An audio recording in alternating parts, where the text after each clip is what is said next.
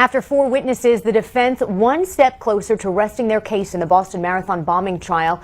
Dzhokhar Tsarnaev never taking the stand, instead much of the testimony focusing on his older brother Tamerlan.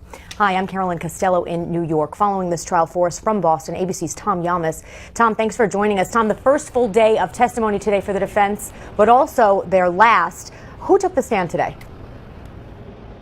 Well, they actually called a couple of different forensic experts, including someone from the FBI who's a fingerprint expert. And basically what they wanted to show is that Tamerlan Tsarnaev's fingerprints or palm prints are all over all types of important evidence. They wanted to show that the bomb-making supplies that were found in the Tsarnaev Cambridge home, whether it be rolls of duct tape, a caulking gun, a soldering gun, whether it was the top of the pressure cooker bomb that they found in Watertown, that lid, all had Tamerlan's fingerprints. Whose fingerprints didn't they have? Dzhokhar's. Dzhokhar's fingerprints were nowhere around those items at all. They also showed a really interesting digital footprint of what had happened with Tamerlan's computers versus Dzhokhar's computers. On Tamerlan's computer, searches for Ruger, which was the gun used to kill the MIT police officer, it was searched on Tamerlan's computer. The Boston Marathon, that search was also done on Tamerlan's computer. All kinds of very interesting searches, all on Tamerlan's computer. Dzhokhar's computer, none of those search terms were found. In fact, Boston Marathon, that term was not found until after the bombing. They also found out that Inspire magazine, which the prosecution made such a big deal about, that was found on Dzhokhar's computer. Well, when they looked into it, the defense's expert witness said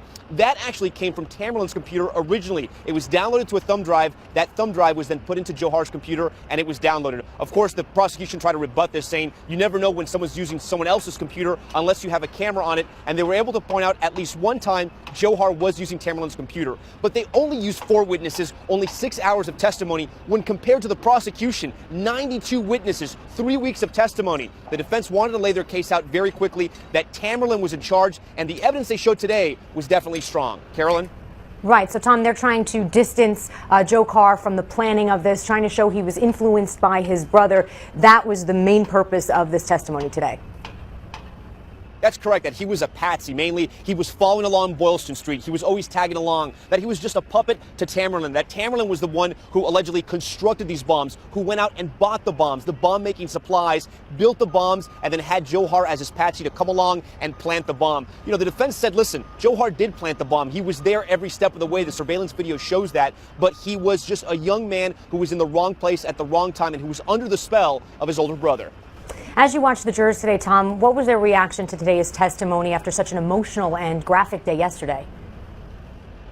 Well, to be honest with you, today I was in the courtroom yesterday, but the way they work it with the media today, I had to be in an overflow room, so I was able to watch the witnesses and hear all the testimony and see the judge and see Dzhokhar. But the camera, of course, is never placed on the jurors not to broadcast their faces. But from talking to other reporters who were inside the courtroom, the jurors were listening because the evidence was strong. The fingerprints they found, and this was one of the key points of today, out of 500 pieces of evidence they collected at the Marathon bombing sites, the 2 different bombing sites, they were only able to pick up a handful of fingerprints, and all those fingerprints or palm prints they found belonged to Tamerlan. Not a single fingerprint was lifted or photographed of all the items at the Boston Marathon bombing sites belonging to Dzhokhar.